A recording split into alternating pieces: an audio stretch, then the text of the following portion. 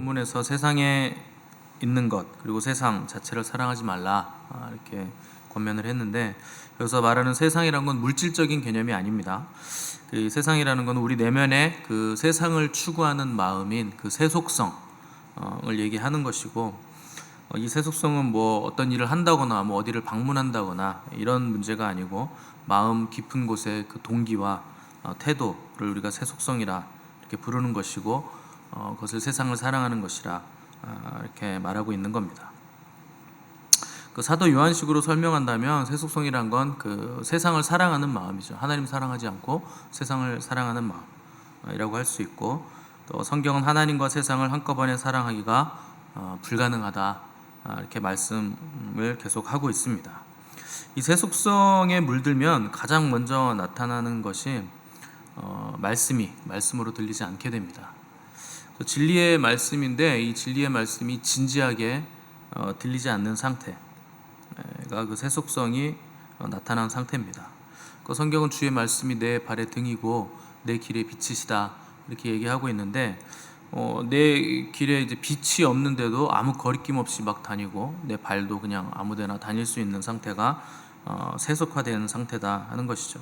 그래서 언제 마귀가 틈을 타는가? 이렇게 세속화된 상태에 삼킬 자를 찾기 위해서 졸지도 않고 자지도 않고 먹지도 않으면서 24시간 틈을 이렇게 보면서, 틈만 보이면 이제 우리 틈을 탄다는 거죠. 그래서 어떤 분은 마귀는 풀타임 사역자다 그렇게 얘기했어요. 그러니까 마귀는 24시간 내내 사역을 하고 있는데, 성도들은 파트타임으로 깨어 있으려고 한다. 기도도 그렇고 경배나 말씀 있는 것도 그렇고, 파트타임 사역자가 어떻게 풀타임 사역자를 이길 수 있겠는가, 뭐 이런 표현을 하기도 했습니다. 뭐 그렇다고 우리가 24시간 동안 기도하고 말씀 볼 수는 없잖아요. 당연히 성령 하나님의 도우심이 우리에게 필요한 것이죠. 그런데 성령님의 도우심을 구하지도 않고 기도와 말씀으로 깨어있지도 않는 상태에서도 전혀 불편함이 없고 뭐 사는데 지장이 없다, 그러면 이미 세속화됐다는 증거가 된다는 겁니다. 오늘 본문에서 요한은 마귀의 공격을 이제 세 가지로 우리에게 말씀하고 있는데, 첫 번째 육신의 종욕, 두 번째가 안목의 종욕, 세 번째가 이생의 자랑이라. 인간이 가진 죄의 본능, 이 본성을 육신의 종욕이라 이렇게 부르는 겁니다. 그래서 칼빈장이다 이런 식으로 표현을 했습니다. 그러니까 생각하는 것마다 악이라는 거예요. 어려서부터 생각하는 것마다 악이고, 또 표현하는 것마다 악이고, 또 모든 일들이 다 악한 것밖에 없다. 죄로 인한 육신의 정욕으로 인해서 만들어내는 것마다 악한 열매를 맺는 것이 인간이다 해서 악의 제조 공장이라 이렇게 표현을 한 겁니다. 그래서 육신의 정욕은 사실 뭐 인간 내면에서 꺼지지 않고 타오르는 불꽃과 같죠. 조금 뭐 없어졌다 생각하면 또 불꽃이 살아나고, 소멸했다 생각하면 또 다시 타오르는 것이 우리 내면의 정욕이라는 뜻입니다. 우리가 왜 피 흘리기까지 죄와 싸우는가? 우리 안에 육신의 정욕이 있기 때문에, 자체는 하나님께서 인간에게 주신 그 건강한 겁니다. 원래 인간은 몸을 가지고 있기 때문에 몸이 원하는 욕구가 있기 마련이고, 원래 그 욕구라는 건 정상적이고 생리적이고 자연스러운 반응인 겁니다. 근데 문제는 그 욕구와 욕망을 채우려는 그 방향성이 잘못된 방향으로 가든가, 아니면은 그 강도가 넘지 말아야 할 선을 넘는다 하는 것에 문제점이 생기는 거죠. 하나님의 은혜를 받은 사람들마저도 이 선을 자꾸 넘어갑니다. 그래서 은혜를 받았는데도 그 은혜를 값싼 은혜로, 헛된 은혜로 바꾸는 일이 초대교회에도 매우 많았기 때문에 바울도 그렇고 뭐 요한도 그렇고 베드로도 그렇고 계속 야고보도 이 육신의 정욕, 또 죄의 소욕 이런 것들을 계속 문제 삼고 다뤄야 된다, 정욕을 제어해야 된다 하는 것을 우리에게 강조해주고 있는 겁니다. 바울이 고린도 교회에 보낸 편지를 보면 복음을 받아들인 교회잖아요. 고린도 교회니까. 그러니까 은혜를 받고 복음도 받아들였는데, 이 사람들이 은혜를 가지고서 어떻게 해석을 했냐면 모든 것이 다 가하다. 그래서 모든 것을 우리는 다 해도 상관없다라는 식으로 방종하는 삶을 살았던 것을 우리가 보게 됩니다. 그래서 불순종의 핑계로 어떤 핑계를 대냐면, 은혜다. 우리가 뭐 순종한다고 해서 우리가 뭐 예수 그리스도께서 십자가에 달리신 거, 우리가 태어나기도 전에 2000년도 넘는 전에 그런 일이 있었던 것이고, 우리는 뭐 그냥 그것을 믿음으로 은혜로 복음을 받아들이면 죄 사함을 받고 구원을 받는 것이기 때문에 당연히 은혜로 받는 것 맞는 얘기입니다. 근데 그 은혜라고 해서 어디까지 나아가느냐? 내가 죄를 지어도 하나님의 은혜는 나를 구원할 수 있는 은혜다. 그만큼 크고 높고 넓은 은혜다 하는 데까지 나아가는 거죠. 그래서 내가 원하는 것이면 뭐든지 할 수 있고 권리를 내가 주장할 수 있고, 심지어 아버지가 새로 드린 계모, 그 자기 어머니죠. 아무리 계모라도 그 계모와 음행하면서 사는 자가 자랑스럽게 그걸 침해하면 또 그런 사람을 칭찬하는 일까지도 있었고, 또 타인이 자신의 권리에 대해서 침해하면 법정에다 이제 소송을 제기하기도 하고, 뭐 이런 일들이 고린도 교회에 있었다는 거죠. 그래서 바울이 이에 대해서 뭐라고 편지를 했냐면, 모든 것이 내게 가하나 다 유익한 것이 아니고 모든 것이 내게 가하나 내가 무엇에든지 얽매이지 아니하리라, 이렇게 얘기하면서 결론적으로 너희 몸은 너희가 하나님께로부터 받은 바 너희 가운데 계신 성령의 전인 줄을 알지 못하느냐. 너희는 너희 자신의 것이 아니라 값으로 산 것이 되었으니 그런즉 너희 몸으로 하나님께 영광을 돌리라, 이렇게 강력하게 명령하는 것을 볼 수 있습니다. 똑같은 표현을 로마서에서는 뭐라고 표현했냐면, 너희 몸을 거룩한 산 제사로, 산 제물로 하나님께 드리라. 이것이 너희가 드릴 영적 예배다, 합당한 예배다, 이렇게 표현을 한 것이죠. 몸을 제물로 드려라, 제사로 드리라 하는 것은 제물의 기능을 하라는 겁니다. 그러니까 제물은 점도 있으면 안 되고 털 하나도 색깔이 다르면 안 되잖아요. 그래서 점도 없고 흠도 없어야 되는데, 너희 몸은 너희 가운데 성령에 계신 전인데 어떻게 그렇게 음란한 짓을 하고 죄를 지으면서 너희가 하나님의 백성이라고 할 수가 있겠느냐.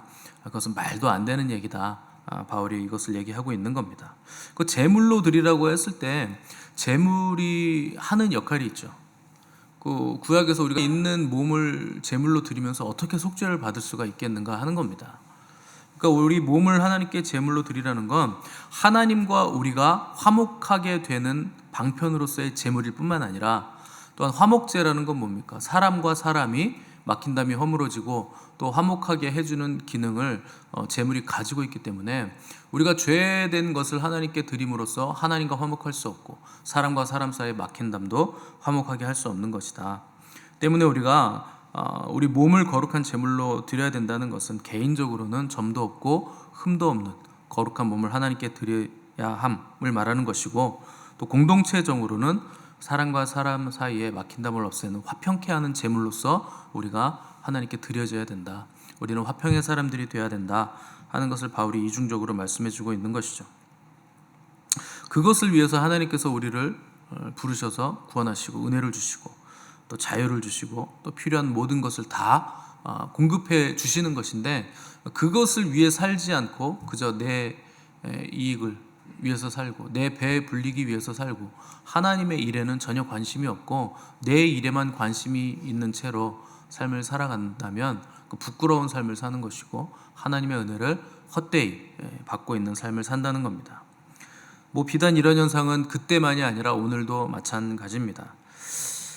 대개 사람들이 하나님이 사랑이시고 용서하시고 은혜를 주시고 뭐 이런 성경 구절들을 좋아합니다. 왜냐하면 내가 죄인이고 죄인이어서 죄를 지을 수밖에 없으니까. 그래서 이제 성경에서 사람들이 이제 반지처럼 너무나 귀하게 여기는 게 로마서죠. 근데 로마서를 반지라고 한다면 그 반지의 핵심인 다이아몬드는 로마서 8장이라고 사람들이 흔히 얘기를 합니다. 그 중에서 아마 가장 좋아하는 구절이 로마서 8장 1절일 거예요. 한번 찾아볼까요?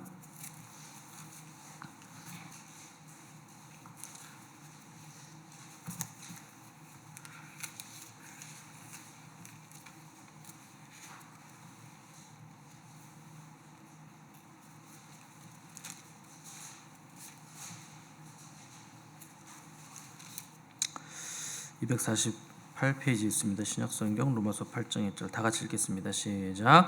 그러므로 이제 그리스도 예수 안에 있는 자에게는 결코 정죄함이 없나니. 2절까지 읽어보겠습니다. 이는 그리스도 예수 안에 있는 생명의 성령의 법이 죄와 사망의 법에서 너를 해방하였습니다. 아멘. 7장에서는 오호라 나는 공고한 사람이로다. 이 사망의 몸에서 누가 나를 좀 건져내겠냐. 내 지체 속에서 죄의 법이 나를 싸워서 내 마음은 안 그런데 내 생각은 안 그런데 자꾸 나를 죄의 법 아래로 나를 사로잡아 간다. 오호라 나는 공고한 사람이로다. 누가 나를 좀 건져내줬으면 좋겠다. 근데 마지막 7장 25절에서 탈출구를 발견하죠. 우리 주 예수 그리스도로 말미암아 하나님께 감사하리로다. 그런즉 내 자신이 마음으로는 하나님의 법을 정죄함이 없다. 왜냐하면 생명의 성령의 법이 죄와 이렇게 선포를 하고 있는 거죠. 그 사람들은 이 구절을 읽으면서 예수 안에 있는 자에게는 정죄함이 없다. 왜냐하면 예수 안에 있는 표현을 내가 예수님을 믿으니까, 내가 십자가 그 복음을 믿으니까 우리에게는 이제 정죄함이 없습니다. 뭐 이렇게만 생각을 하는데 애석하게도 우리말 성경은요 8장 1절에 한 단락이 빠져 있어요. 그 원어 성경도 그렇고 킹제임스 성경도 그렇고 한 구절이 붙어 있습니다. 영어로 이렇게 되어 있어요. 정죄하고 붙어 있냐면 뒤에 그는 육체를 따라 살지 않고 영을 따라 사는 자다 이렇게 붙어 있습니다. 이 구절이 빠져 있어요. 여러분 얼마나 심각한 구절이 빠진 겁니까? 그러므로 이제 그리스도 예수 안에 있는 자에게는 결코 정죄함이 없나니 그는 육체를 따라 사는 자가 아니요 성령을 따라 사는 자로다. 이 구절이 빠져 있는 거죠. 그러니까 사람들은 이 우리말 성경만 딱 읽고 나서 이제 우리에게는 정죄함이 없습니다. 아 행복해. 나는 예수님 때문에 즐거워요. 더 이상 정죄함이 없어요. 랄랄라 이렇게 살면 큰일 나는 겁니다. 단서가 붙어 있어요. 예수 그리스도 안에서는 결코 정죄함을 받지 않는다. 이거 구절이 붙어 있는 겁니다. 그러니까 마귀는요 성경을 계속 누락시키고 변개시키고, 그래서 우리말 성경은요 이게 막 빠져 있는 거 되게 많아요. 그래서 성경을 연구하는 사람들은 여러 가지 대조 성경을 보고서 원어 성경도 보고 또 킹제임스 성경이 그나마 좀 가장 권위 있고 많이 망가지지 않은 성경이니까 킹제임스 성경을 많이 보게 되는 거죠. 그러니까 마귀가 하나님의 은혜를 값싼 은혜로 만들기 위해서 얼마나 많이 노력했고 얼마나 많은 왜곡의 씨를 뿌려놨는가 하는 것을 아셔야 됩니다. 그래서 얼마나 달콤합니까? 이 구절만 딱 빼놓으면 누구든지 그리스도 예수 안에 있으면 그분만 믿으면 결코 정죄함이 없다고 하니까 너무나 가볍죠. 근데 그건 너무나 값싼 복음이 되는 겁니다. 우리 삶의 자리에서 복음을 받아들인 사람은 육체를 따라 살지 않고 성령을 따라 사는 거예요. 근데 요 구절만 싹 빼버리면 아무렇게나 살아도 되는 것처럼 사람들이 생각을 하기 쉽다는 거죠. 그래서 오늘날 사람들이 믿는 복음은 이 마귀가 뿌려놓은 씨 때문에 굉장히 값싼 복음, 쉬운 복음, 물탄 복음을 들으면서 마치 천국이 보장되어 있는 것인 양 아무렇게나 살면서도 내가 구원을 받은 것인 양 그렇게 생각하죠. 그래서 뭐 쉽게 사람들이 물어보는 게 구원의 확신이 있어요? 이렇게 물어보면 무조건 있다 그래야 되잖아요. 분위기상 없다 그러면 이상하잖아요. 그죠? 교회 안에서 구원의 확신이 있습니까? 물어보면 아멘! 무조건 이렇게 교육 받으셨죠? 근데 여러분의 구원의 확신을 여러분이 스스로 어떻게 보장합니까? 여러분들이 본인 스스로를 생각하기에 육체를 따라 사시는 것 같아요? 성령을 따라 사시는 것 같아요? 이것까지 생각을 해보셔야 된다는 거죠. 영을 따라 산다는 건 성령님의 그 이끄심에 내 몸을 다 이제 드린다는 거잖아요. 그래서 복음서에도 보시면 우리 주님이 참된 자유를 원하면 삶을 하나님께 드려야 된다 하는 걸 누누이 이렇게 반복하십니다. 그래서 그리스도인은 모든 것에 있어서 자유로운 존재들인 거 맞습니다. 근데 동시에 하나님과 이웃을 섬기는 종의 신분이에요. 자유자이면서 종의 신분이라 하는 것이 그리스도인만이 가진 신비죠. 왜 이런 신비함이 있는가? 자유는 그냥 아무것도 내가 간섭하지 않는 게 자유가 아니고 순종에서 나오는 것이기 때문에, 자유라는 게 순종에서 나오는 것이기 때문에 우리는 자유자이면서 동시에 종일 수밖에 없다는 겁니다. 왜 그러냐? 인간은 피조물이니까 당연히 창조자의 개입 없이는 스스로 자유로울 수 없기 때문에 그러죠.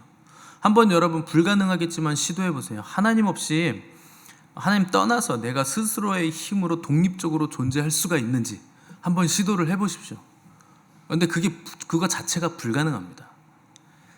당연히 불가능하죠. 우리는 그렇게 살 수 없는 존재예요. 숨을 한번 내쉬는 순간에도 하나님의 개입하심이 있어야 돼요. 그래서 창조자의 개입이 없는 피조물이 존재하는 순간이라는 건 아예 존재하지 않습니다. 하나님의 개입 없이 피조물이 존재하는 순간이라는 건 없어요. 지금도 성령님께서 우리를 계속 붙드시고 계시기 때문에 재창조가 일어나고 또 생명이 탄생하고 우리가 호흡을 하고 머리카락이 자라나고 손톱도 자라나고 심장이 뛰고 혈관에서 피가 돌고 이런 것들이 다 하나님이 직접 해주시고 계시는 일이에요. 그래서 우리가 홀로 독립적으로 존재한다? 그런 순간이 있다? 없습니다. 불가능합니다. 여러분의 전 인생을 통틀어도 그런 순간 1초도 없습니다. 그러니까 우리가 누릴 수 있는 자유라는 건 이런 전제가 깔려 있다는 거죠. 우리를 붙들고 계신 하나님께 우리가 순종할 때 그분이 붙들고 계시기 때문에, 그분이 우리와 함께 하시기 때문에 우리가 누릴 수 있는 자유라 하는 겁니다. 때문에 하나님 없이 자유하겠다라는 시도를 하는 모든 사람들은 엄청난 대가를 치를 수밖에 없는 겁니다. 그러니까 세상이 말하는 자유는 근본적으로 내가 내 마음대로 할 수 있는 자유, 더 근본적으로 내가 하나님을 믿어도 되고 안 믿어도 되는 자유죠. 근데 그걸 자유라고 생각하는 거죠. 하나님을 믿어도 되고 안 믿어도 되는 자유는 절대 자유가 아닙니다. 또 타인에게 해만 끼치지 않으면 얼마든지 내 마음대로 살아도 된다는 개념도 자유가 아닙니다. 그러니까 진정한 자유란 건 우리가 그리스도의 종이 될 때만 우리에게 진정한 자유가 임하게 되는 겁니다.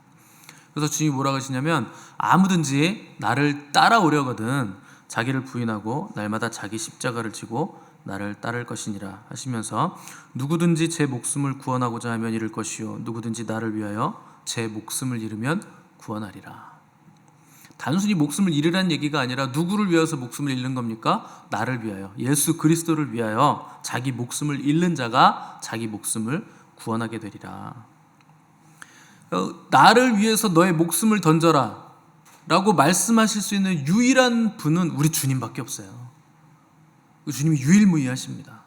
여러분이 하나님을 믿으신다면 그리스도 예수 안에서 믿으셔야 됩니다. 왜냐하면 그리스도 예수 안에 하나님의 모든 것이 나타났으니 라고 신약성경이 전제하고 있기 때문에, 아무든지 하나님 안에 하나님의 모든 신성이 충만으로 거하시기 때문에, 하나님은 하나님 본체 자신을 나타내실 때 누구를 통하여 나타내시는가?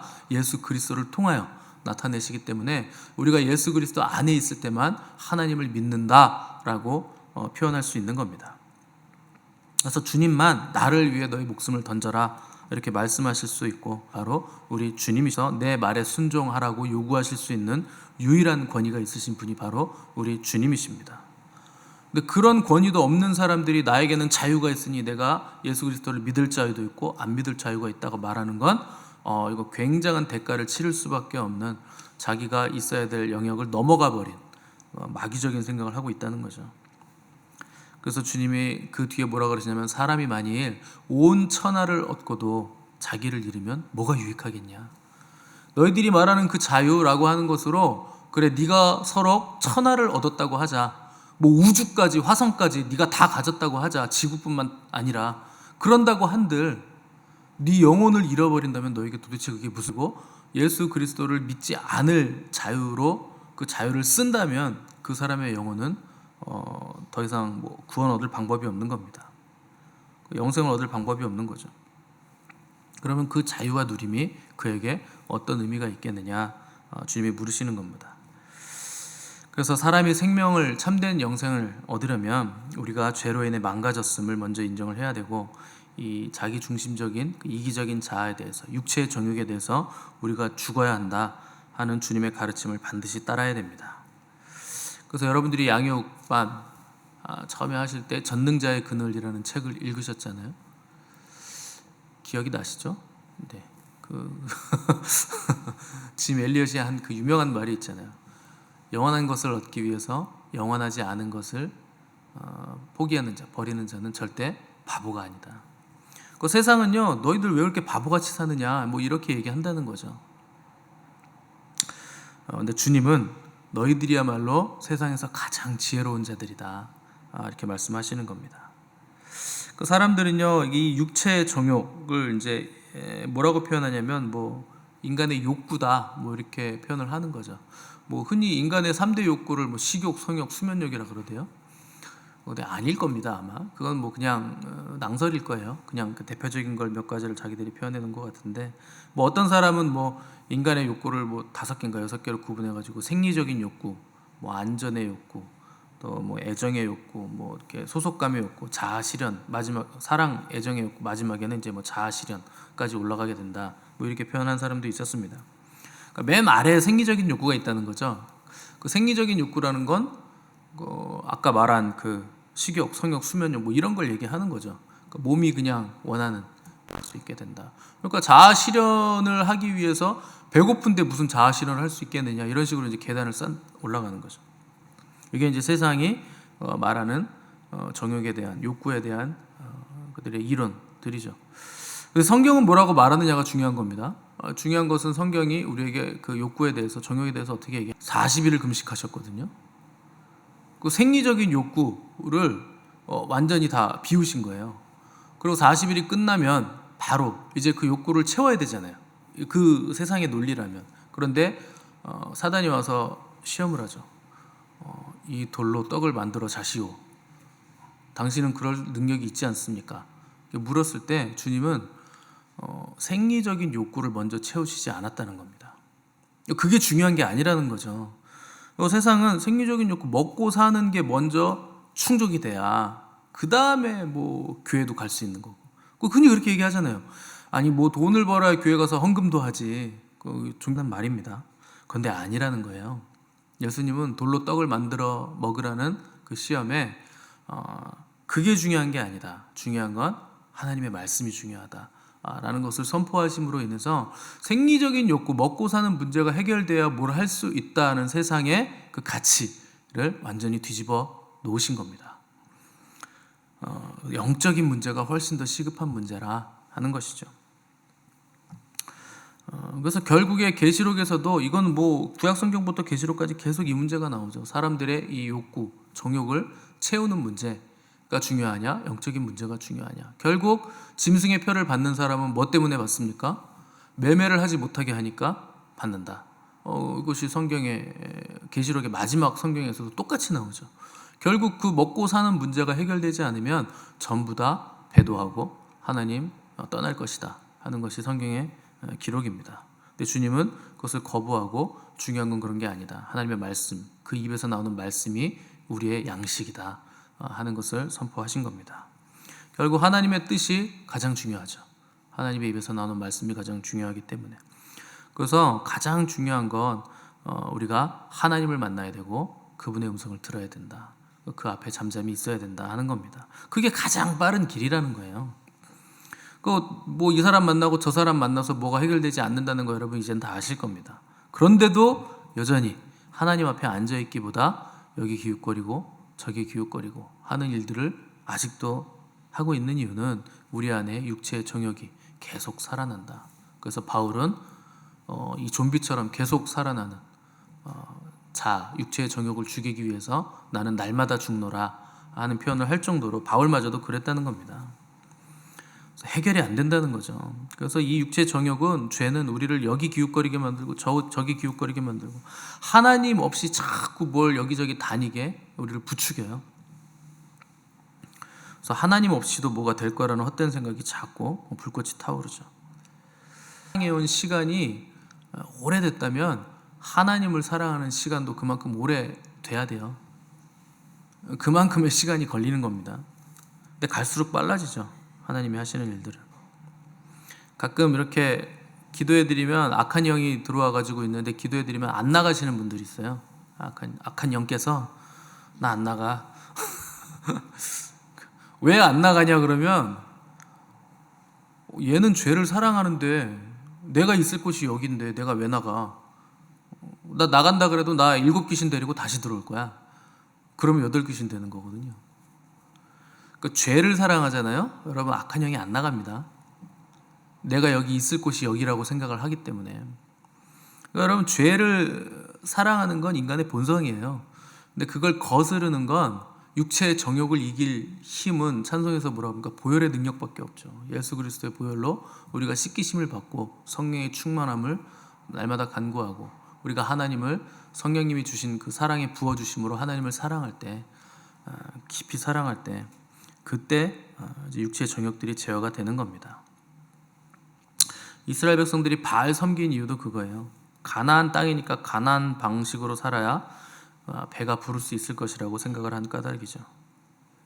사실 뭐 가나안이니까 뭐 로마에 가면 로마법을 따르고 가나안에 가면 가나안의 법을 따르고 우리가 법을 잘 따르고 순응하자 뭐 이런 생각으로 그들이 그걸 따랐겠습니까? 아니죠. 음란과 쾌락으로 이끄는 바알 신전의 예배를 맛본 뒤에 그 맛을 잊지 못하는 거죠. 얼마나 뭐 좋습니까? 자기의 욕망을 다 해소할 수 있고 그 욕망대로 신을 섬길 수 있으니 얼마나 좋습니까? 그게 우상이에요. 내 욕망, 내가 원하는 거 그거를 요구해서 그거를 이뤄달라고 요구하는 게 그게 우상 숭배입니다.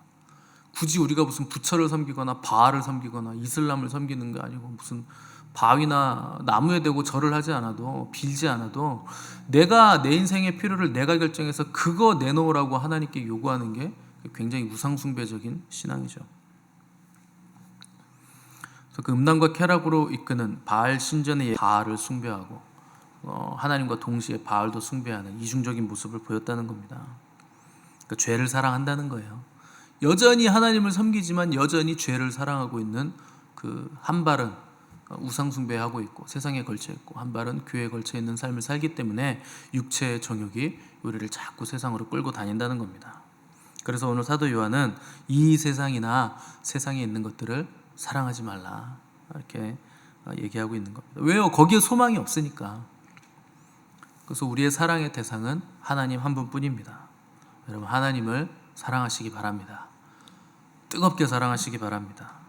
하나님 뜨겁게 사랑하시면 그분과의 교제를 하셔야 돼요. 죄를 지은 시간이 길었다면 하나님 앞에 앉아있는 시간도 길어야죠.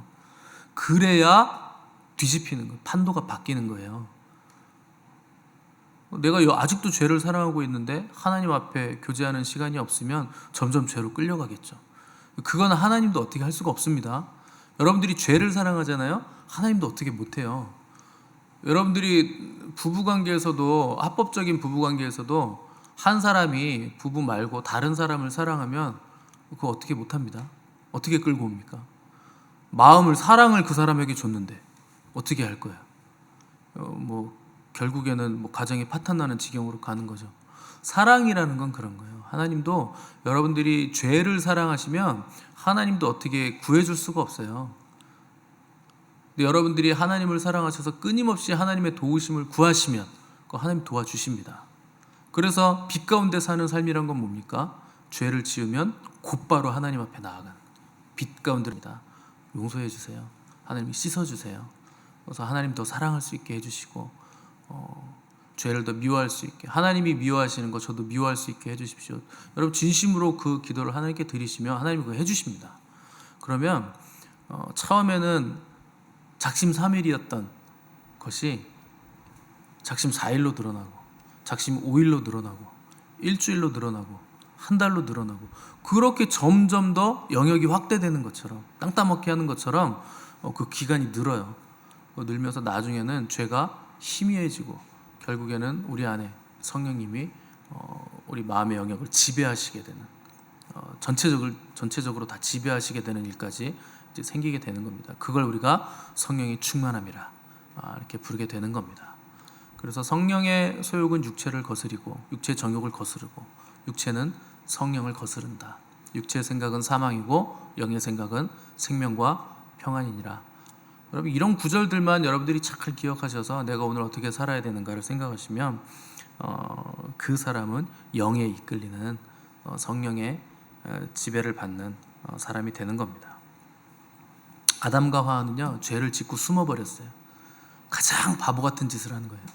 근데 그 바보 같은 짓을 우리는 너무나 오래 해왔죠. 죄만 지으면 하나님 앞에 나가기가 너무나 죄스럽고 그게 가장 바보 같은 짓입니다. 가인도요 아벨 죽이고 하나님께 나아가지 않아요. 회개하지 않습니다. 내가 내 아우 지키는 자입니까? 이런 식으로 마치 안 죽인 것처럼. 여러분 그게 미련한 짓이에요. 그리스도인들은 모든 것을 그리스도 안에서 해결을 해야 됩니다. 죄인이기 때문에 죄를 지을 수밖에 없죠. 근데 죄를 지었을 때는 반드시 빨리 빛 가운데로 나아가셔서 그 죄를 빨리 흰 눈보다 더 깨끗하게 하시고 빛의 사람으로 여러분 존재하셔야 됩니다. 하나님의 품은 한이 없이 넓습니다. 그런데 그분을 사랑하는 자들에게만 넓습니다. 아무에게나 열려 있는 거 아니에요.